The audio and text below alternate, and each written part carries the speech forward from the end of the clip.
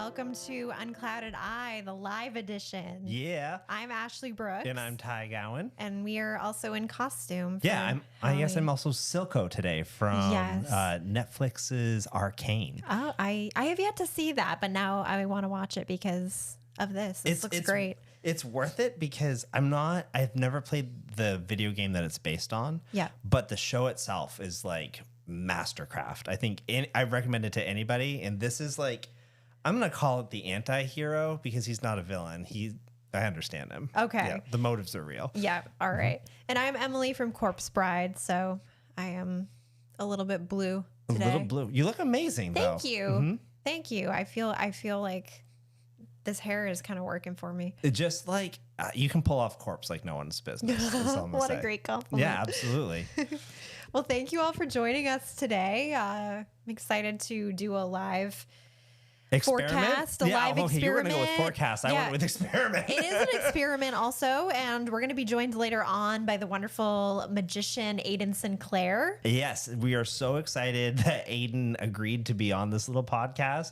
I'm pumped because I've known Aiden for a really long time. We actually met Aiden at the same night at a hotel in New Hampshire. Yeah. It was like before Aiden even went big because now he's got his own show in the Stanley Hotel out in Colorado. He's been on America's Got Talent.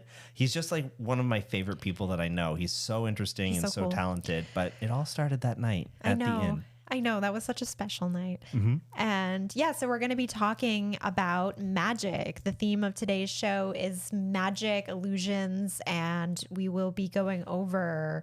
Normally we keep the historical figure that we focus on kind of secret, but this time we're not. It's going to be Harry Houdini. We're going to go into his life and death, including his life and death chart.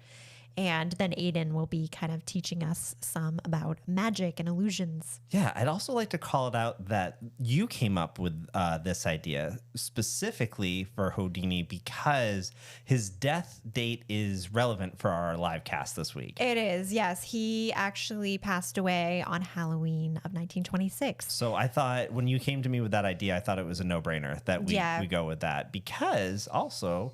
with our little mystical podcast we have, act doesn't end with his death. And so I think that Aiden will probably get into that a little bit, and I know you will too. Yes, I'm going to be covering his death, his later years. I'll get the good years. Yeah. I'll be talking about Houdini's life for anyone who wants to listen to that because it's very interesting. And you get the morbid stuff. Let's show off our costumes. Yeah. I mean, I'm like hidden behind this desk. Let me show. If you can be careful of the tree has thorns behind you and it wants to actually kill you. And I have a lot of additional items on, so let's see if I can sneak out. You got it. Now, over here in the corner, we have Emily from the Corpse Bride, which is a Tim Burton movie. And Frankenweenie, the dog is alive. Corpse Bride, the dog is a skeleton. And then The Nightmare Before Christmas, the dog Zero, is a ghost. So I think that that's the sequential order that the dog's lifespan goes in and ties the three movies together. Welcome back. That's so cool. Did you know that? I did not know that. I thought I might be making that up, but it's worth it for the podcast. I'm going to have to watch them in that order now. Show us your costume. Okay, let's do it because I got a cool coat. All right. Silco from Arcane for anyone who missed that intro. It's a show on Netflix that is based on a video game, which I have yet to watch, but Ty was telling me this character is... kind of badass. He is badass. Look at the coat. Look at the coat. That's right. Do a spin. There we go. Beautiful. On the catwalk. I'm sitting back down. Okay. Give him a little Derek Zoolander. I can only make left turns. The Silco. Oh, we got some people stopping in. Hello, everybody. Thank you guys for joining. Hello, Richard and Margie and Tazimo 10 and Sue Walters and Excelsior 138. Hello and welcome. Okay, so do you want to talk about the forecast? It's kind of a wild one. There's a lot happening this week. What's going on this week? Oh my gosh. Well, actually, can I give a shout out to my mom and dad real quick? Of course you can. Because they knew we were doing this live stream. And so I just want to share with the group Isn't this so cute? That's adorable. They dropped off a little ghost hat for me right before we went live. And I was going to wear it if I wasn't in the Silco mode. So I'll probably put this on next time we record. That's amazing. Cool. Thank you guys. Great. Appreciate the gift.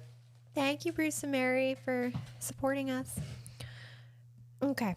So this week, we're going to talk about the astrology for the week of Halloween, this last week of October, the first full week of Scorpio season. I'm pumped for it. I've been waiting for Halloween since last year. I know. It's all I wait for. Same. What's the song Waiting for October by Polaris? Do you know that song? I don't. You're It's just much my better spirit. at that. Yeah. Okay. But wake me up when September ends. I'm here for that. Yeah. I mean, that's kind of the same mentality. That's the vibe? Yeah. Okay. We can make a playlist with those two songs. Okay. So there's a lot happening. The veil is thin this week, that as they say. So today, Monday, October 28th, as we're recording this, Mars is trining Neptune. So this started at 8:30 a.m. Eastern time. This is when that perfected. And Mars transits we tend to feel for about a week. So this one has been building up over the last few days, and we're going to continue to feel it through midweek, probably till about Halloween. And Mars trine Neptune is really wonderful for inspiring us to take action, helping us to align with our intuition, but taking action toward those intuitive desires and having that kind of like magical relationship between body and spirit. Because Neptune is all about, like, in its more positive expression, it's more about like spirit and intuition and picking up on subtle clues. I love that. It's very Halloween-y. Oh, it's connecting perfect. mind, body, and spirit. Yeah. Through the veil and mists of Neptune. The mists of Neptune, mists of Neptune. We also had Venus square Saturn today at 9:34 a.m. Eastern time. And even though like the brunt of that transit has passed, we're still kind of feeling its effects. This could have made us a little frustrated at certain restrictions upon our ability to love. Maybe, if somebody was told, oh, I can't go out with you tonight, or you're not allowed to date that person. Like any of that could feel really bad. Like that, those things could be happening. There could be some blockades coming up to prevent relationships from kind of having that full expression. I kind of reject that for Halloween week. Yeah, it's just today, and we can just kind of... By Thursday, it'll be cleared up. You don't need to worry about it. Go to that party. Yeah, it's fine. Okay, so then Wednesday, October 30th, we have Mercury opposing Uranus at 6:14 p.m. Eastern time. So Mercury is currently in Scorpio, and Uranus is currently in Taurus.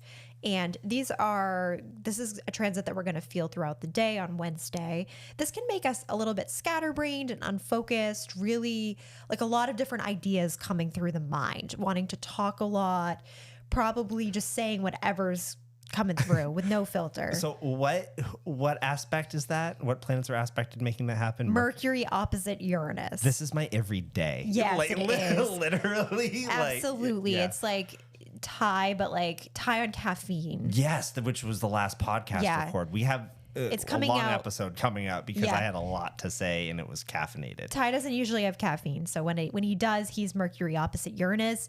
So if you think about Mercury as logic in the brain and communication, Uranus is the planet, like kind of the agent of chaos, and then in opposition, which is a harsh aspect. There's a lot of chaotic thoughts coming in, a lot of different ideas and new perspectives, but it's all over the place. Caffeine is chaos. There's a merch idea right there. There's a mug that we can put up in the shop. Caffeine is chaos. Caffeine is Mercury and Uranus. It is, actually. That makes a lot of sense. Yeah. Okay. Halloween, Thursday, October 31st. Samhain, also it's known as. Mercury is trining Neptune this day. So Mercury is still in Scorpio. Neptune is in Pisces. This is a lovely water trine. They're both in water signs. Perfect. This is perfecting at 8:33 p.m. Eastern time on Halloween night. And Mercury trine Neptune is really wonderful for being more compassionate in how you speak and how you interact with other people. You might be more aware of like the subtle feelings that people might have. You might know just kind of what to say at the right time, sort of like channeled speaking. It's the exact opposite of the day before. Yeah, it actually is. It's much more considerate. Gear shift. Yeah. Yes. So you might find this is a really good time to like write poetry or do anything that allows words to kind of channel through you. You might say exactly what somebody needs to hear at that moment. My gosh. I love that. That's beautiful. Halloween. So that's Beautiful fun. Halloween this year. Poetic Halloween. The things that you need to say that everyone needs to hear is trick or treat.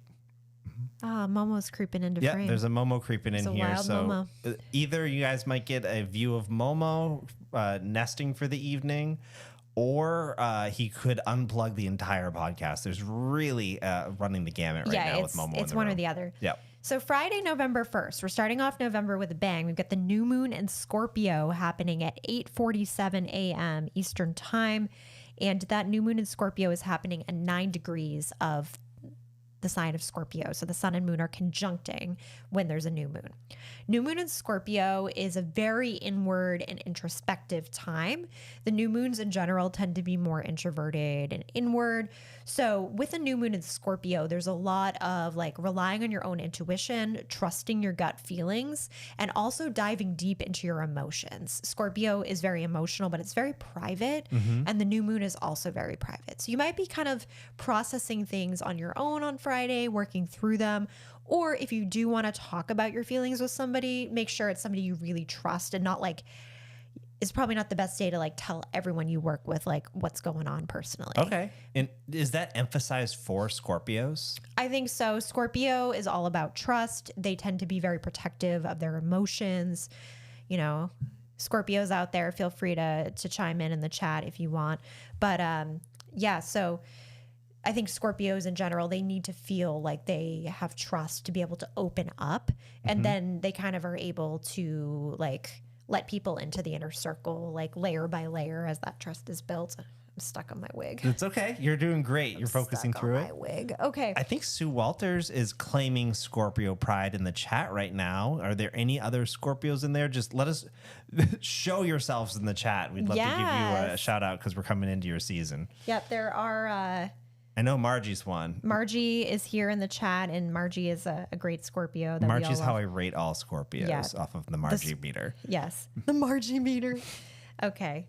So then on Saturday, November 2nd, we have a really Mercury heavy day. Mercury. We're having a Mercury heavy week, Ash. Yeah, there's a lot of Mercury going on. So at 4:21 a.m. Eastern time on Saturday, we have Mercury trining Mars. So we might find that ideas start to come in the more we move our body. That's a good, like earlier in the day to kind of stay active. That's interesting. Yeah, like having some, like maybe going for a walk and having ideas come in.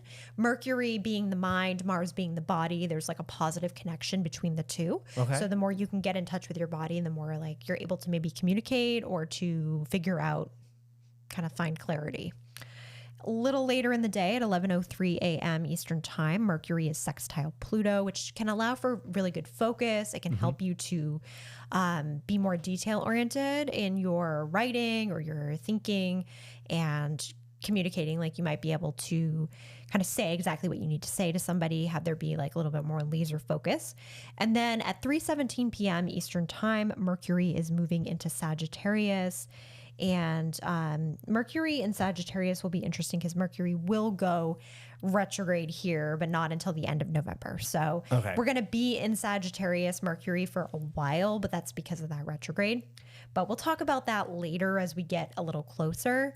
Mercury in Sagittarius is very playful. It's adventurous. So it's all about kind of like thinking outside the box, trying new things and learning through experience rather than just like sitting at home reading a book and being like, I understand. Like it might be better to immerse yourself. Like if you're learning a new language, you know, taking a class or like just going to the country. As opposed to facing the owl every day. Yeah, the owl. Oh my gosh. Yeah. It's brutal. I dropped down from Amethyst back into the Green League today. Well, you're doing Japanese. That's like the hardest one on there. It's rough. It's rough. I can get through like 1, maybe 2 lessons a day, so it's really hard to hold my place in in the line there. Yeah, you're doing great. So Mercury in Sagittarius is very playful. It's very philosophical. There's a lot of curiosity there with that placement. It can be fun to kind of banter and philosophize with people. It's not the most serious placement, and it's not the most emotional placement for Mercury. So we'll talk more about the retrograde as we get there. Sagittarius is a sign of travel. So there is this curiosity to learn more, to expand your horizons that comes in with Mercury. Finally, Sunday, November 3rd, there are 4 transits happening. I'm telling you, this week is a lot. That's a lot. Well, we had like 2 weeks off, right? Yeah, there were a couple weeks where it's a little bit slower. Yeah, all the planets were just lining up. Yeah, waiting. they're like, wait, Halloween. they're like, there's a live broadcast coming up. Let's give them some time to fill. Yeah. Yeah, exactly. Mm-hmm. Let's give Ash like Let's 800 test her. things to Yeah, talk about. Okay, so at 6:37 a.m. Eastern Time, Mars is opposing Pluto on Sunday, November 3rd. This one's interesting because Mars is going to be moving like in and out of an opposition with Pluto for about 5 or 6 months. Oh. Yeah, because Mars is going to go retrograde this winter, which is, well, northern hemisphere winter, southern hemisphere summer, but that's an unusual thing. Mars only goes retrograde every like year and a half to 2 years, so it's not as common as like Mercury or any of the other planets even. So we have Mercury retrograde and then we have Mars going retrograde. So Mars is going to be in Leo / like the end degrees of Cancer, and as Pluto moves from Capricorn into Aquarius, so they're on the opposite sides of the sky. So they're going to be kind of dancing in and out of this opposition for a while. And Mars opposite Pluto is kind of an interesting one. There's a lot of willpower involved, trying to overpower others, not wanting to be like boxed in. It's a little warlike. There's kind of an intense energy with I kind that. of thought that when you told me that they were going to be in and out of opposition for months, it kind of seems like a little Plutonian Aries battle going on. Yeah, and it's interesting too because Neptune's going to be moving into Aries in, I believe it's March or April. So the planets are joining sides? Yeah, Really? so there's a lot of more fiery energy coming in next year. I'm ready for it. Yeah. You know I'm ready for it. I know that you're ready for it. Yeah. So Mars opposite Pluto on Sunday, we might find that we're a little bit grouchy. We don't want to be told what to do. We don't want to be controlled. We are feeling ready to kind of get into the next phase. We don't want to get stuck anywhere. It's even stronger because it's at the 29th degree too. Okay, so then Venus is opposing Jupiter at 10:25 a.m. So if you look at my little chart wheel, there's like 2 oppositions. If you're watching live with us, or if you're listening later on, there are 2 oppositions that I have circled here that are kind of Xing over each other. Venus opposite Jupiter is a little bit more of a pleasant opposition. However, we might find that we are really expressive, wanting to give a lot of love to other people, very social. This is a really social aspect, but it doesn't really match with that Mars opposite Pluto, which is much more cutthroat. It's much more wanting to get ahead, whereas Venus opposite Jupiter is like, let me take all my friends out and buy them all dinner. You know, it's more like, let's live large and be social and have fun, and let me go like buy all the beautiful dresses from my closet. Whereas Mars opposite Pluto is like, I need a promotion and I must get ahead and no one can stop me. You know, it's like, it's weird energies mixing. It's not weird for me. I live that energy. Yeah, I love that. See, everyone channel that. Channel your inner Ty on Sunday. At 11:22 a.m., Venus is trine Chiron, which is great for relationships. I was going to ask where he was because this is the live episode. We can't leave him out. Chiron is trining his friend Venus. Venus is currently... Oh, that's a beautiful trine. Yeah, Venus is in Sagittarius, trining over to Chiron in Aries. Nice fire trine. He's in Aries for Halloween? I mean, Chiron's been in Aries for a long time. That's okay. Yeah, he's going to be there for a while. Maybe that's why we felt so much fondness off the bat. I think so. That's why you were like, because Chiron's been conjuncting stuff for you for a while. You've just been hanging out. Oh my God, he's my homeboy. Yeah. So Venus trine Chiron's great for relationships, healing of relationships, and being more vulnerable with people you love, and also maybe exploring vulnerability through creative endeavors as well. Finally, to end this wild week at 11:09 p.m. Eastern Time, Mars is entering the sign of Leo. And as I mentioned, Mars will go retrograde in Leo and will eventually move back to Cancer. So we're just kind of getting a little dip into Mars in Leo. And Mars in Leo is very loyal. It's vibrant, it's expressive, needing to be who you are in the world at any cost. Like, this is who I am. I'm here for it. I'm going to be big and loud and colorful, but also very loyal and dedicated to the people I love. Very proud, very like pride filled. Are you feeling that as a Leo extra this season? Well, my Mars is in Leo. Yeah. So yes, that's why I always wonder if your birth chart mirrors what's happening in the sky right now. Does it expand? Yeah, because it means that with my natal Mars in Leo, when Mars moves into Leo, that means that my Mars is able to I'm able to access it easier. Cool. That's what I was wondering. So it'll be interesting because it will go retrograde in that sign. So that will be a little bit of a different thing. But right now we just kind of get the pure expression of that. Very cool. Yeah. So if you have your Mars in a fire sign that's Aries, Leo, or Sagittarius, you will love this time, over the next few weeks. You're going to find that your energy levels are a lot higher. I'm watching the chat right now. If you guys are in there, call out your sun signs. I just want to see what zodiacs we have represented in the chat tonight. And was that your entire wrap up, Ash? Because that was a lot. Yeah, that was my forecast for the week. Well, I think you did a great job. And so for those just tuning in, Ash just did her forecast. So if you guys missed that, make sure you rewatch the episode so you can plan your Halloween week ahead of time. Next up, I'm going to dive into the life of Houdini. And then we'll have Ash investigate Houdini's death chart, which is a little bit new for us. Mm-hmm. And then after the death chart is wrapped up, we'll be bringing in my friend and special guest. He's going to correct me maybe, but I'm going to just straight up call him Master Magician because that's what I call him in my daily life. And so I don't know if that's okay to put that out there on the internet. So either I'm going to do it, he has big shoes to fill and prove out, or he's already reached that status. I think he has. I know he has. He's my Master Magician. Okay, so do you want to talk about Houdini's birth chart and then you can tell me about his life? Yes, do the birth chart first. Okay, I think that would be cool because then we can look for parallels as we learn about his life. Absolutely. Okay, cool. Better. All right, so Harry Houdini was born on March 24th, 1874 at 4 a.m. in Budapest, Hungary. Okay, so I'm getting his chart pulled up. So Houdini was an Aries. He had his moon in Gemini, and he was an Aquarius rising. So he had a lot of fire and air in his chart. And he does have a clump of Aries planets in his third house. Third house is communication. So thinking about Aries in communication, he had a very bold and commanding communication style. Okay. There was something about his presence that was very commanding, and he was able to use his unique means of communicating to kind of pioneer a new field. Yeah, I would say pioneer a new field for sure. There were obviously a lot of magicians around that same era, but he was clearly one of the greats, the forerunners in that. So he has his Sun and Venus and Chiron and Neptune all in Aries, but it's not technically a stellium. So anyone who's watched our podcast, a stellium is a grouping of 3 or more planets that are all in the same sign, together in the sky. So his are all in the same sign, but they're not fully tightly clumped up. So we do have a clumping of planets, but they're not a stellium. So what that tells me is that he is a very bold person. His Sun's conjunct Venus, which would make him very magnetic. People would be really drawn to him. This is one of those readings where if you didn't know who it was already, I would be making oogly eyes across the table again. Oh, you're nailing it. Yeah. So that's me doing me. Sorry. He has his Mercury opposing Jupiter. So his Mercury, let's see. Where is that?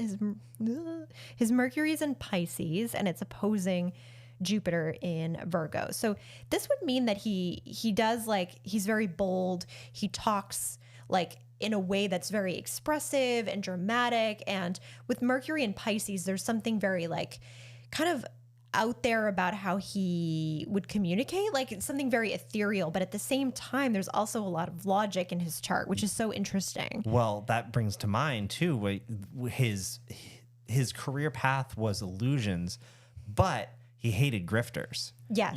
He was very anti-spiritualist movement, which I'll get into in my and I will as well. Okay, cool. Yeah, so he was very I could see him being a good storyteller and being able to kind of tell an interesting yarn, but it wouldn't be oh, this is real. He could channel it for a story, but it wouldn't be oh, this is true. You need to believe it. There's no BS. He takes no BS type of thing. Yes, it reminds me of illusionist / master magician Aiden Sinclair. Oh my goodness. Oh, he might have something to say to you. So then he has Saturn conjunct his ascendant in Aquarius. And I think this is a big part of what would make him skeptical, because the Aquarius rising means that he would question norms of the time. So spiritualism was becoming almost a norm of the time. It was something a lot of people believed in. And he has Saturn sitting on that ascendant. It's conjunct the ascendant. So Saturn's all about like kind of putting that hammer down and like realism, like being like, no, this is what's real. This is what we need to focus on. Question everything. Question everything and find what's real. Yes. Okay. Yeah. So it's funny because he, was a proponent of like illusion and magic, but that was more of like the showmanship. It wasn't like what was like, he wasn't trying to fake it. He never pretended that he powers. was magical. Right. So, yeah. So he actually had a T-square in his chart, which is an opposition where each of the planets involved is squaring a third planet. So for him, it was that Mercury-Jupiter opposition, both squaring over to his moon in Gemini, which means that he did have a very active mind, and also at times he would follow his heart maybe to a fault. And I don't know if you can like maybe say anything from that with his life, or maybe we can kind of find that throughout. Yeah, I would split that into two buckets though, because there's like his career passions, which led him to poverty for quite some time. Turned out good in the end. Yeah. But also there's Bess Houdini, who there's no fault in that. Like he followed his heart and found his true love type of thing. I think maybe I can see it more in some of the circumstances around his death. Okay. Yes. And we can talk about that as we get to it, because I think there's certain, like trying to be really strong even when he shouldn't have been. There was some choices he made around his death that would have likely, if he hadn't made those choices, we wouldn't be talking about him right now. Okay, so yeah, that's highlights of his chart for sure. Cool. Want to find some parallels as I dive in here? Yes. So I'm going to move my computer just a little bit so I can talk to the microphone. Okay, so we got my notes over here. Got the chat up too. Thank you, chat. Love those star signs coming out there. Yes, thank you, everyone. Let's dive into the life of Houdini. So as you said, that he was born in Budapest, Hungary, March 24th, 1874. His birth name is actually Erich Weiss. He's a famous Aries, so I had to write that down. And Harry Houdini is actually a nickname that he gave himself based off of other magicians in the time who he super respected / came to disrespect later in his life, which is, again, following that truth. He didn't like some of the things that his moniker might have been leading people on in the time. And he called people out, which I like. Yeah. So he immigrates to the United States when he's just 4 years old, and his father worked as a rabbi in Wisconsin, which is just, wild to come from that family lineage of like a rabbi in Wisconsin to one of the world's greatest illusionists, Yeah. So unfortunately, his family fell into poverty after his father lost that job. And in 1887, Harry and his father were trying to forge a new path, and they both moved to New York City together before the family came with them. And they lived in a very cramped boarding house there, trying to establish a means for themselves. And I think it was at age 9, while living there, that Harry Houdini joins the circus and becomes a trapeze artist. Oh, wow. That's so young. He's small. Yeah. So it was perfect for them. Okay, yeah. Flies through the air. He got a little taste there, but he wanted to create his own identity. He knew what he wanted to do, and it was 4 years later in 1891 that Houdini actually tries with effort to start his magic career. Unfortunately, he doesn't really get noticed, and that's because he's sticking to card tricks mostly. Which aren't that showy. Like, they're more good for like parties. Close-up magic. Yeah. I've seen Aiden do some that have rocked my world. Right, right. Oh, they can be done like more showy for sure. When one of the times I was with Aiden was on my birthday at the Stanley Hotel, and I'll never forget it. We were sitting around a table in the lobby entrance, and he just did, like 20 minutes of magic for my birthday. And by the time we finished, there's like this crowd around us. That's so cool. And it was wonderful, like to just try to focus on what's happening and knowing that you're working with a master magician. You're never going to see how the trick gets done. I want to go for my birthday. We can go. Let's go next year. I would love to go. Yes, okay. Absolutely. Either way, unless you're Aiden, I guess cards aren't really like people aren't paying attention to that in the time. So He travels with sideshows and circuses to perform his act, but again, he realizes that he needs to get more creative. So he tries to start doing escape attempts to grab attention because people aren't doing those at the time. Unfortunately, even though it's a new act, Houdini's not a name yet. And so he's still kind of relegated to poverty, but he never gives up refining his craft. So I think that's part of the astrology chart that you just mentioned. Yeah, there's a lot of passion there for sure.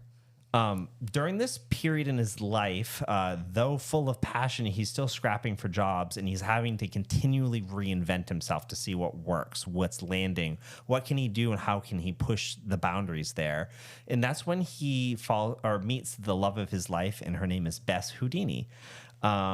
She becomes his trusted stagehand for the remainder of his entire career because they were just like, locked onto each other, and she was really, really good for him. And I'm sure you'll have this in your segment about this, but she actually continues to play her role as her husband's stagehand for 10 Halloweens after his death, which is just so cool. Both Bess and Houdinis Big Break comes in 1899 when he is booked for a tour on the Orpheum Vaudeville circuit, and his new handcuff escape act explodes into popularity. Within the first year, he begins getting requests to even perform in Europe. So here in Europe, he showcases his escapist art for the police at Scotland Yard, which I thought was amazing because he baffles the police with how he's able to continually escape their constraints. They couldn't hold them. Like the police force couldn't hold them. That's so cool. I know, right? And so this is so neat that a local theater sees it happen and book him for 6 months steady.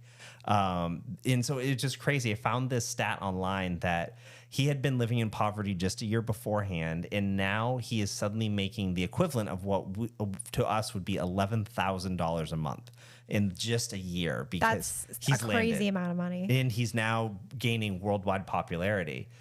So over the next 10 years, he revolutionizes the art of illusions with famous acts like the handcuff escapism that earned him his clout. Also, if you guys look up anything about Houdini, you'll for sure hear about the infamous Chinese water torture cell, where he had to learn to hold his breath for 3.5 minutes. Like, no, not magic there. Like, he had to do that in order to escape with his life. Yep. He also had acts of being buried alive. And I'm calling out Aiden again because Houdini's one of his famous acts was escaping a straitjacket, which, again, another visit to Colorado and visiting Aiden. We actually have it as a Tie Tuesday. Aiden taught me how to escape an straitjacket. That feels like a really good thing to know, but I'm not sure why, because I don't think I'd ever be in that situation, but that would bring me comfort just to know I could. Right. It brings me comfort too. And I think I even mentioned to Aiden that, like, if I fall through a wormhole and land in 1914, I've got skills. Like, no one's sending me to Bedlam. Like I'm getting out. And that's thanks to Aiden. He's going to keep me out of the... But I had no idea that Houdini had his own film production. He loved films, and so he had his own production studio. He also had his own plane because he loved aviation. He wanted to learn how to fly, so he did. So cool. But the big one was his interest in debunking spiritualists.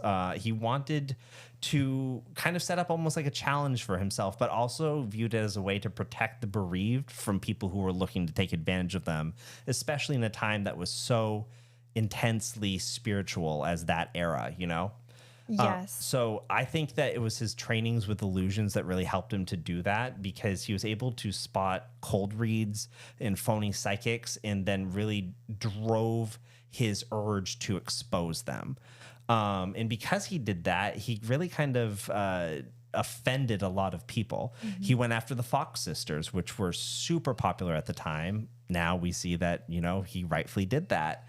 But it was interesting to me that Arthur Conan Doyle, who wrote Sherlock Holmes, was a really good friend of Houdini up until Houdini kind of like bit into this idea of exposing all of spiritualism. And unfortunately, like, that mission to expose that era and the people in it really ostracized him from a lot of people, including that friendship with Conan Doyle. Yeah. And as we're going to see, there's some theories about Yeah. how that could have possibly played into the end. But Okay, so do you want to jump into the death chart now? Because he has had a whole life full of adventure, right? And it comes Yeah. to an end on a Halloween night in 1926. yeah. Do you want me to do the death chart first, or do you want to talk about his death? What do you think makes sense? Let's talk about his death. Okay. So the end of Houdini's life is pretty dramatic. The series of events happened just weeks before his tragic final performance. So on October 11th, 1926, in Albany, New York, Houdini was on stage and he was in the middle of performing his famous Chinese water torture cell trick when a piece of faulty equipment hit him on the leg. So he had a fractured left ankle, but despite that, he powered through the rest of the show, which, as we'll see, is pretty consistent with his normal Has to do it. behavior. He wants to finish what he starts. So after that, doctors told him to take it easy, but he did not listen. He pressed on and he headed to Montreal, where he gave a lecture at McGill University, and then he mingled with students following that.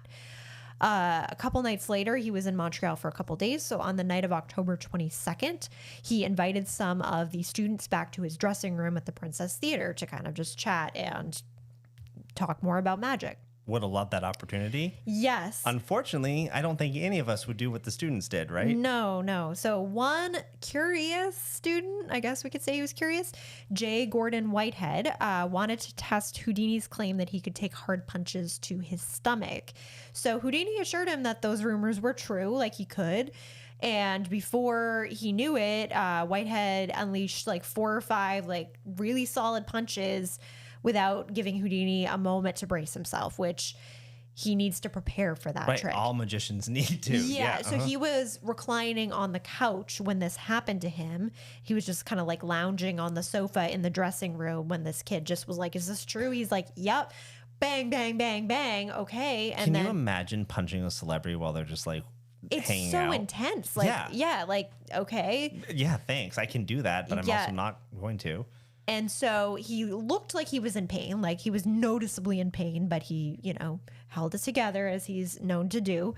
So despite that, Houdini kept going along with his tour. He was clearly hurting. So the next day he had really bad stomach cramps.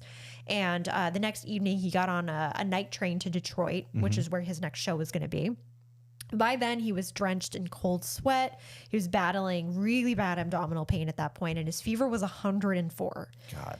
Yeah, so doctors urged him to get to the hospital. They thought it was appendicitis, but Houdini was really determined to perform this show in Detroit. And he went ahead with his show at the Garrick Theater. He made it through despite his fever of 104. He stumbled a bit, and then as soon as the final curtain call happened, he collapsed backstage. God. But that was end up being his final show. So maybe he somehow knew that and wanted to, the show must go on. Go out with a bang. I mean, his chart shows, like you said, he's going to do that. He's going to do that. And if people are like, no, you really shouldn't, he's like, well, I had it in my mind, I'm going to do it. So I'm going to do it. So he was rushed to the hospital where they discovered that his appendix had ruptured days earlier, likely from the punches that Whitehead threw, maybe even that same night, or at least shortly after that. The appendix was removed surgically, but by that time his insides were already poisoned. Yeah. So Houdini clung to life for several more days despite that, and he passed away on October 31st, surrounded by his brothers and his wife, Bess. So as far as his death goes, there are some conspiracy theories that surround it. Let's dive in. So while many people do think like the punches were definitely the cause of his death, there are some wild theories out there. Since Houdini was a huge opponent of spiritualism, he even tried to outlaw it in DC and make it illegal. So he had kind of offended a lot of people, like you said. So some people believe that he was targeted specifically by members of the spiritualist community. Like Whitehead was an operative type of thing? So sort of. There's a forked theory here. Okay. So there's an idea explored in a 2006 biography of Houdini. It's called The Secret Life of Houdini by William Kalush and Larry Sloman, where they propose that Houdini was actually poisoned by members of the spiritualist church, which was apparently a common thing that they would do. What? I don't know the validity of that, but according to my research, like that was one of the things that they believed that people did. And that's me going from like think they were peace and love and harmony, Right. And so they apparently said that the symptoms of appendicitis would mirror the symptoms of poison. So, but then there's plenty of other people, and there's another book called The Man Who Killed Houdini by Don Bell.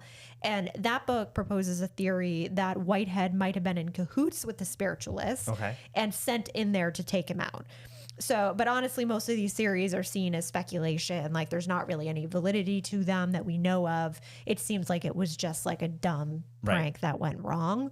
That's the simplest solution. That's if we're doing Occam's razor with it, it was just some kid that was trying to be a showboat and was like, oh, let me punch him. Yeah, killed Houdini. Awesome. Yeah, good job. Cool. Thanks. Cool. Thanks, bro. So yeah, and then as you mentioned, Houdini's widow Bess, for the 10 years after his death on Halloween, she would do a seance to try to contact the spirit of her husband. But as far as I know, they never got in touch with him. I think Aiden has some stuff to share with us about that. I'm glad. Okay, so let's look at his death chart real quick, and then we will bring on Aiden. So I have on the screen, I have his natal chart in the inner wheel, and then the outer wheel is where the planets were at the time of his death. So we're seeing the transits that these are making. So Pluto was transiting his 6th house and squaring his natal Chiron. So this was kind of like a transformational time for him. Pluto in the 6th house of the body, daily routine, and work. So Pluto was transiting through there. There was a lot of transformation coming his way in work, but also in his body, and it was causing pain. Squaring Chiron the healer. Yeah, so Pluto was and Pluto is also kind of like the god of the underworld and death, and squaring Chiron, so that would be kind of like painful. You know, you're on your way out. There's some pain involved.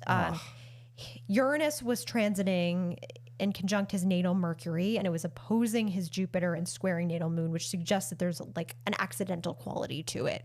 It wasn't something like, oh, he was sick for years or we knew this was coming, weeks or months. Like, it was just like freak accident type of thing.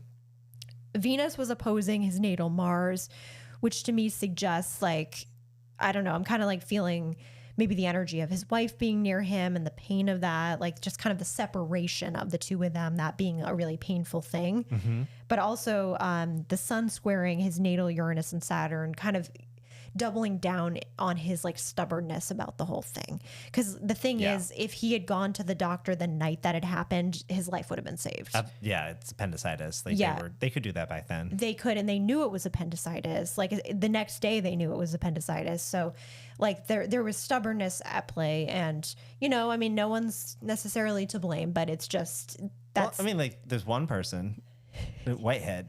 Oh yeah, I would blame him. Oh, absolutely, and I can't believe was he ever arrested? I don't know. I'm gonna dive into that because I feel like there should have been some kind of repercussions. There's the Patreon exclusive this month. It's I'm gonna go deep on this. Yeah, let's find out what happened to that. Yeah, the mystery of Whitehead. Okay, if you're a Patreon subscriber, I'm going deep for you guys. Yeah. Okay, so if you have any questions at all, please drop them in the chat. I'm keeping an eye on the chat now. And do you want to kick off the video we have? Yeah, absolutely. We have a nice intro video of Aiden Sinclair himself, and we'll be right back with the Master Magician. Magic is about mystery. Magic is about not knowing what is going to happen next. At its core is the element of surprise, is the ability to make someone feel like they're a kid again. As people watch our show, you see people's eyes light up.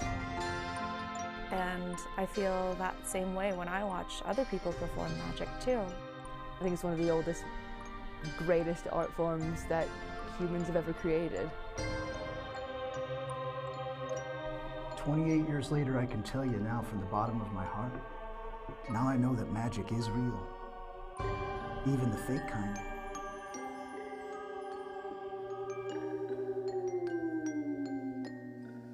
Welcome to Aiden Sinclair's Underground.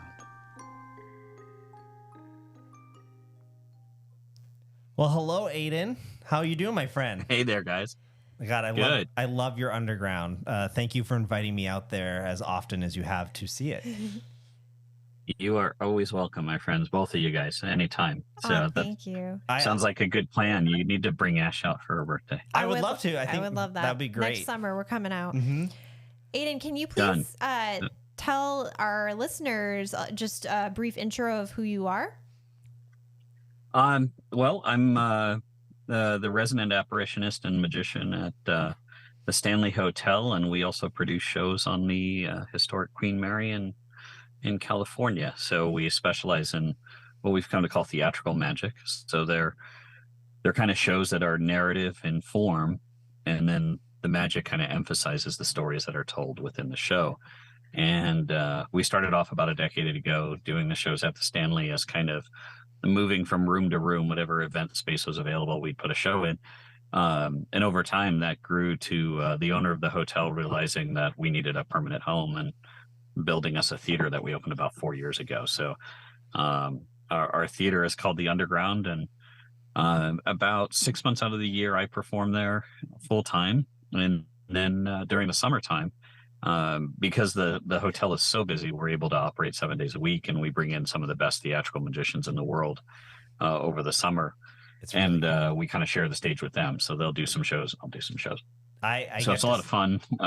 I was out there when you had some performers as well, and I got to see Hannibal, which what a name on its own for the stage name, but also got to see Hannibal perform. Is the name of it 13, Aiden? It's the seance that he did? It is. And tell us about the room that you have the seances performed in as well. Well, as the show was evolving, I had this idea of doing like an exclusive 13-seat seance as like an add-on of like, oh, I'll do this once a week. So we put up the show, and it immediately sold out. And then once a week turned into like, oh, can you do this 3 nights a week after doing already, shows at the Underground all night? So it was turning into this thing where suddenly I was having to do like 4 shows a day, run from one theater to the other. And then I just couldn't do it. I think I got to a point of like, I'm too old to do this many shows and be running around like this. So we had a very hard time of like trying to look out into the world and finding a magician who was a really good storyteller who could kind of take that over. And we were very lucky to find Hannibal, who's extraordinary. So we now have the Underground Theater at the hotel, but we also have this really intimate seance room built into the main hotel. And Hannibal conducts the seance there during the summer, 5 nights a week. And during it's about the same now, 5 nights a week, Wednesday through Sunday. So it's a really kind of neat environment. The seance is really about the ghosts of the hotel, and it is a theatrical production. So there is always this challenge every day of trying to explain to people like, it's not about your ghosts, it's about our ghosts, that we're not going to be reaching out and talking to Aunt Betsy. You're going to kind of meet our ghosts, so to speak, for the night. So every once in a while, someone will come that's bereaved, and you kind of have to talk them down a little bit.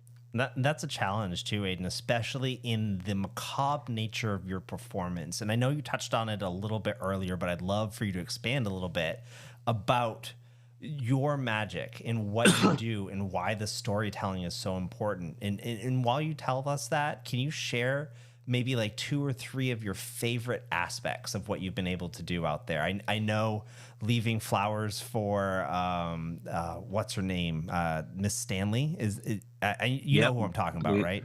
Yeah, we leave. Yeah, she had a rose garden and loved roses, so we leave flowers for her. We keep dried roses everywhere for her. And what's funny about the whole process is when I first got into this kind of work, I was fortunate enough to meet you and Grant and, all these amazing people that were kind of more in the paranormal community than the magic community. And most magicians are very anti-paranormal. They've kind of taken the Houdini line to the extreme of like, oh, there is no such thing. There can't be a such thing. And if you believe in ghosts, you're a very dumb person, which I think is a very ignorant kind of way to view the world, because you don't know everything, and who are you to judge somebody else's experience? So I was fortunate enough to have these great friends that were in the paranormal world and then get to work in a place that was historically haunted. And when I first started working there, I was very skeptical. So little things would happen, and I'd be like, it was probably the wind, or it was probably that, Yeah, I'm sure it was all explainable. I would also get a phone call. Like, let's be real. Yeah. And I would call you guys and be like, hey, so this happened. But over the years, I've spent the last 14 years of my life working in historically haunted places, either the Queen Mary that Winchester Mystery House and the Stanley. Right. And you just, when you're around it 24 hours a day, you see things. And when you start to see things that you can't explain, it naturally makes you very curious about it. So, which is fascinating to me that now my fiance Becca is doing, you know, like she runs all the paranormal investigations on the Queen Mary. So we, you know, I went from being kind of skeptical of the paranormal to being someone who actively investigates it any chance I get, because it's very curious, you know? I love it. I love it. You have such wonderful tenure. I love your acts. I love the fact that they're based on historical events, the stories behind them. So you not, when you go to an Aiden show, you not only just get to see the magic of it all, but you're also learning about a story or someone's life that you might not have ever even knew they existed. Yeah, now it's really cool. You're stepping into their life type of thing. And so Aiden, with that, yeah, I like that our shows can be like one part history, one part ghost story, and one part illusion. You know, that you can, and the veil is very thin between each part. So yes, on any given night, there's people that leave the room not knowing what was real and what wasn't real. And I find it fascinating that the things that often people think are fake were actually real, and the things that sometimes people think are real were the things that were fake. It's really funny. It's an interesting way to see people respond to the world. So you sometimes have paranormal things happen during the shows?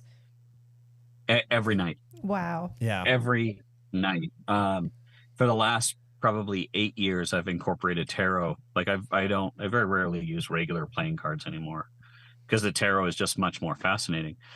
And one of the tarot pieces that I do nightly is, it's always fascinating to me to see what cards are chosen by what people. And something synchronicity wise happens in that piece every performance. And it's very powerful because it's not controlled or manipulated by me. So it's gotten to the point where our staff now, we kind of have this running joke that every night there are two shows that happen. There's the show that the audience watches, and then there's the show that we see from all the stuff that wasn't supposed to happen that did. That's, you know, so cool. We're like, holy crap, that was cool. So, and if you tried to tell somebody that, oh no, that was real, then they wouldn't believe you. You know right. what I mean? They would think that had to be that has to be some kind of trick. So I love it. Well, I'm going to pivot you a little bit on to our topic at hand. I know you were listening into the first half of the show today. Can you share some history of just illusionists in general? And then can you share maybe some interesting facts about Houdini? Because I know that he's close to you, right? Well, Houdini is he's such an iconic figure that you can't be in the world of magic and not be curious about him. And it's fascinating to me that today we think of Houdini as this great magician when his contemporaries did not see him as a magician, because he kind of came to fame doing these escapes. They literally kind of viewed him as an escapist or an escapologist. And his aspiration was always to be the great magician, to do a more traditional magic show. And most of the times in his career, when he attempted to do magic shows, they didn't go very well. And it had a lot to do with his stage persona. And he was very good at escapes, but they were silent pieces. But when he would speak, he wasn't a very comfortable public speaker. So people would always be surprised with him. But the thing about Houdini that's fascinating is just the way as he grew in popularity, he really was a very effective businessman, a really smart marketing guy. And it's not to vilify him at all, but in retrospect, when we look back, one of the reasons why Houdini is so well remembered is he was really good at erasing other people. You know, like he was very good at, making sure his name was remembered, and also was really good at making sure other people's names were forgotten. Oh, which is kind of sad when you think about it, of like, man, you didn't have to build your legacy by removing other people. You would have just been, it would have been okay, to not erase people like Anna Eva Faye or, these kind of famous spiritualist mediums at the time, That sounds like a Mercury and Mars aspect right there. Yeah, that's interesting. So would he take tricks from other people then, or how do you mean? He was very good about not taking tricks. He was always good about crediting people and where things came from. But he did have a massive ego, and as he got older in life, they kind of grew a bit. One of his, I suppose, one of his faults was his reputation had grown so much that publicly he was always on. He was always in that role. And early on in his career, he had made this really bold statement to a media outlet that said if he perceived or saw any magic trick performed 3 times, he could tell you how it was done. So later in life, there was a card magician named Di Vernon who came up with some very original things and kind of revolutionized sleight of hand magic. And Vernon had the opportunity to meet Houdini, and there was a bunch of other magicians around at the time. And they brought Harry over, and they're like, Harry, you got to see Di. You got to see him do this card trick. So Di Vernon does the card trick for him, and it completely fools Houdini. So Houdini says, that was very good. Would you show it to me again? So he does it again. And somebody kind of pokes at Harry and was like, Harry, you know how it's done? Why don't you tell us how it's done? And he goes, I think I need to see it one more time. So now the 3rd time it's happened. Mm-hmm. So, and he still fooled Houdini, but luckily Bess, his wife, is standing there. And Bess knows her husband, and she knows he's frustrated. She knows he doesn't know, and she knows he's about to be put on the spot. So Bess steps forward. She goes, oh, I'm so sorry, Mr. Vernon. I didn't get to see that trick. Would you show it to me? Which would give Houdini another opportunity to see it, without having to say how it was done. Team Bess. And he does it again. And it still fools Houdini, but Houdini can't say that. So he looks at Vernon and he goes, very well done. Not the way I would have done it, but very well done. And then he turned around and walked away. So he gave this idea that he had figured it out. Well, fast forward a couple of weeks later, and Di Vernon at the time, he was from Canada, and he was very transient. He'd move around, perform, and hang out with magicians, and kind of couch surfed a bit. And he received his mail at a magic shop. And one day this letter shows up, and it's on Houdini stationery. So the owner of the magic shop opens Di Vernon's letter without telling him. Oh. And inside is a letter, not from Harry, but from Bess, saying, it was very lovely to meet you, and you were very kind with your time. However, I must ask that you please don't ever show Harry a trick again. You absolutely fooled him. Oh, I love it. Wow. Well, I love Bess. Yeah. Well, where it gets shitty is the guy who opened the letter published it. Oh. So Vernon now becomes known as the man who fooled Houdini. And for the rest of his life, Houdini hated Vernon. Was just like, how dare you, belittle me and expose that, so it turned into this huge scandal. And Houdini did a lot of kind of ego things there's a society called the International Brotherhood of Magicians. And he wanted to be the president of that so badly. It was like the most respected organization, but they didn't admit him because they saw him as an escape artist. They're like, you're not a magician. You escape from handcuffs. That's not magic. That's a skill. Right. It's a different skill set. So Houdini started his own organization called the Society of American Magicians and made himself president of that. That's a so move. He would That's use an kind Aries move. That's an Aries. yeah. Fine, So- I'll start my own club. Well, when you look at today's society of people like going, oh, here's a demagogue that declares fake news and kind of creates his own kind of, that's not new. Like Houdini did some pretty Trumpy stuff. I think Houdini did when with you style. look though. back at it. Less orange. Yeah, he did. He was definitely less orange, and it was cool that you guys kind of brought up the Whitehead thing. What's not really well publicized is Ash had mentioned his performance in Albany, and in Albany he was also assaulted. He was in the lobby of the hotel reading a newspaper, and a very big guy walked up to him and said, "Hey, are you Harry Houdini?" And he said, "Yes." And this guy punched him, like very hard in the stomach. And then again, What? this happens a few weeks later in Canada. That's wild. Yeah. And so the conspiracy theory of the psychic mafia, so to speak, is very powerful because there was a huge lecture circuit. And it's not so much legitimate mediums that people were worried about. There was this business of mediumship and spiritualism. And because he was so proactive in passing these laws and kind of going after spiritualists, he was very much targeted, and that was not uncommon in the spiritualist movement for these people to kind of be like, if you had people speaking out against your business, it could get kind of rough. So there is this feeling that the Albany assault and the Whitehead assault might have been warnings. You know, they weren't trying to kill the guy, but they were trying to shut him up. They were trying to get him to kind of be like, hey, you know, stop doing this. So there is some validity to that conspiracy. Yeah. I mean, just even the idea, the thought, the wording, and how badly I want a T-shirt now of the psychic mafia is like insane. I've never even heard of that before.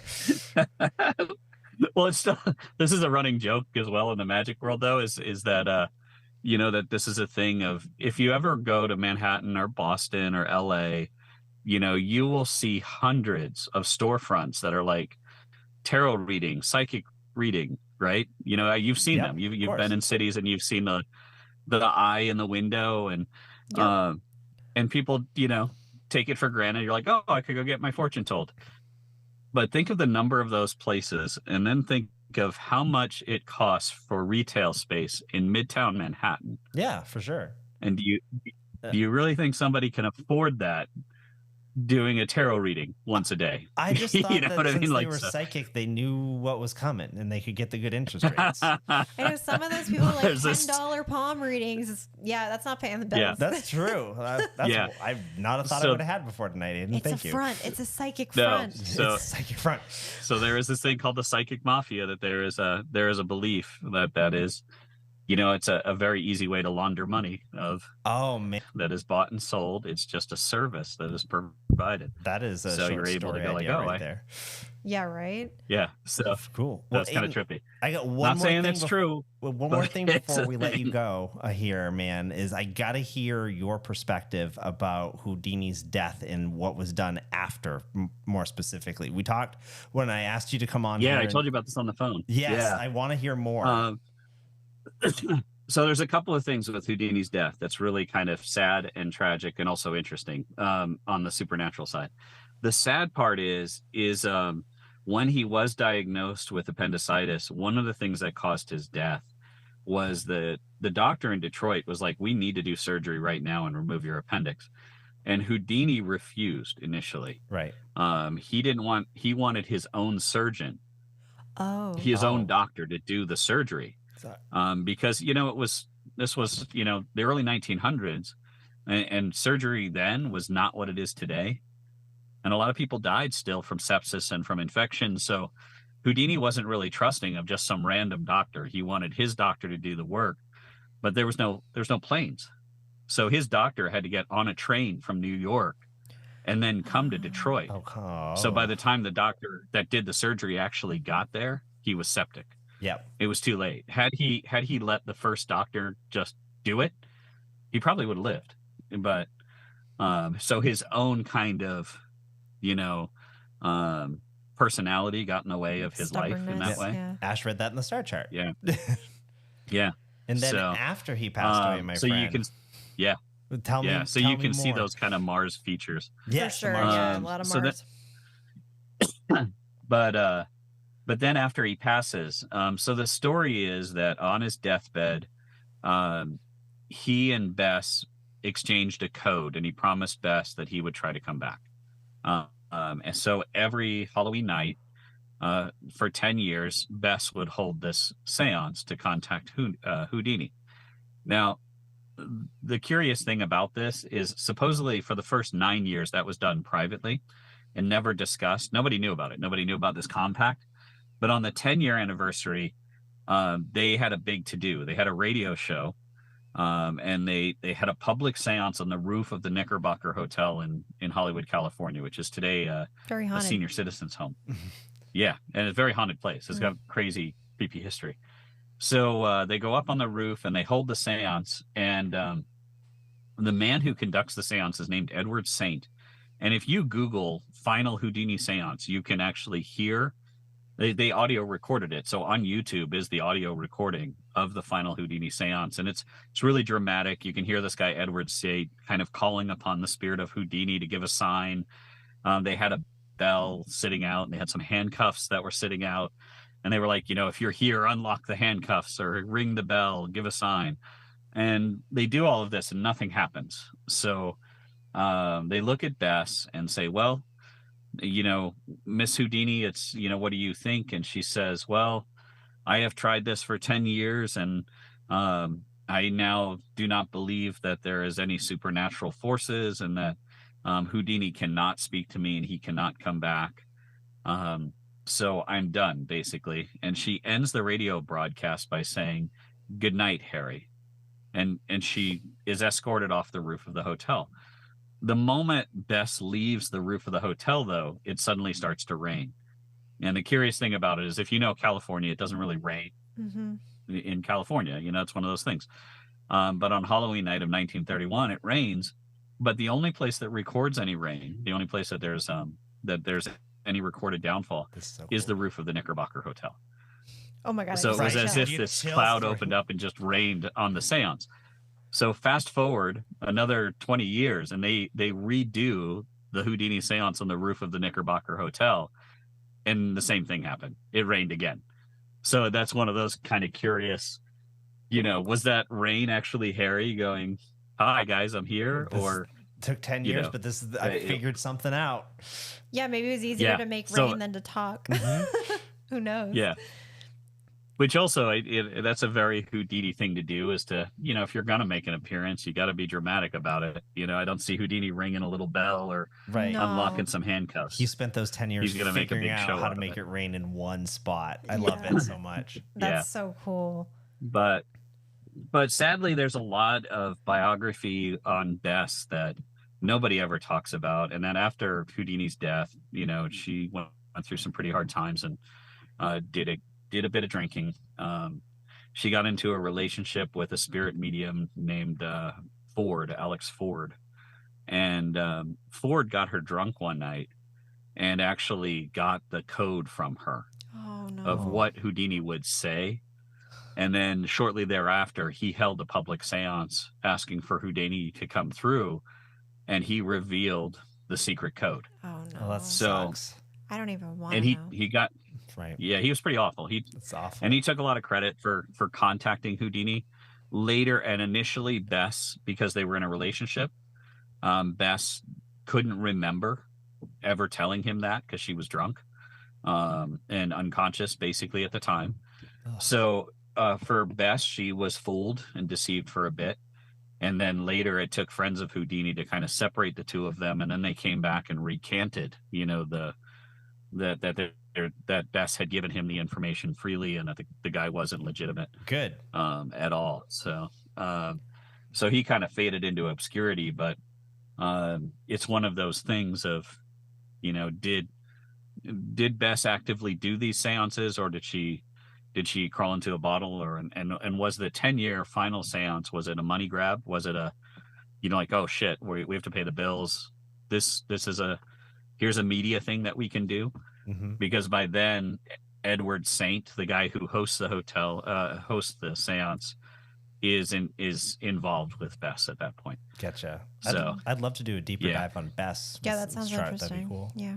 Well, Aiden, Bess is really fascinating. I want to go for a dive too and figure out a little bit more about Bess. But I also first want to thank you for giving us so much of your time tonight. We're over, and I wanted to just keep listening to your stories. I know I could be here all night, but we'll have to. No worries, guys. We'll have to come out and visit you soon. I can't wait for that to happen. You are always welcome, and thank you so much for having me on tonight. And Aiden, before you go, is it Master Magician?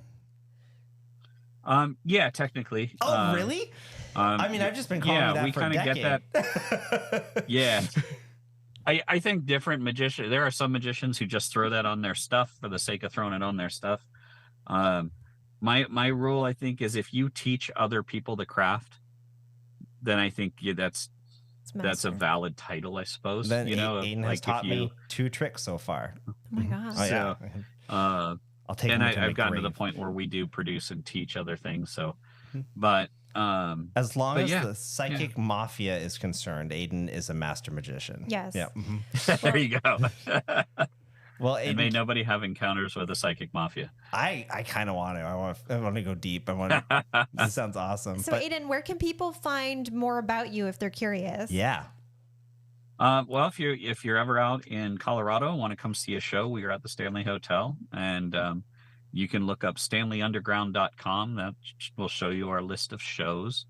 And my fiance Becca does the Gray Ghost Project on the Queen Mary, and we also have 13 the Seance at the Stanley, which is our production. And we have a seance show that we produce on the Queen Mary called 57 Ghosts that's hosted by a magician named Michael Rangel, and he is extraordinary.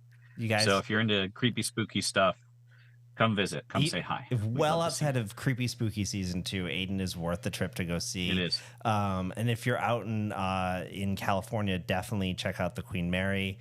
Aiden's better half is there. She's much more enjoyable to be around. So. Oh my gosh. She is. She is. No, but she's Aries, so don't make her angry. No, that's all. Right. What's your sign, Aiden? I'm a Gemini. Oh, nice. Mm-hmm. He also we'll get into that later. Yeah. We'll talk about Aiden's man. He might be a Gemini. We'll see.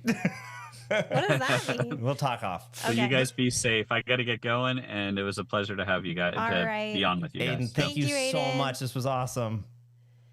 Anytime. Well, that was awesome. That Ash. was so good. That was also our first guest. Yeah, that was our first guest and our first live. I know. We did a lot tonight. I'm proud of us. My hand's sweaty. I'm sorry. It's fine.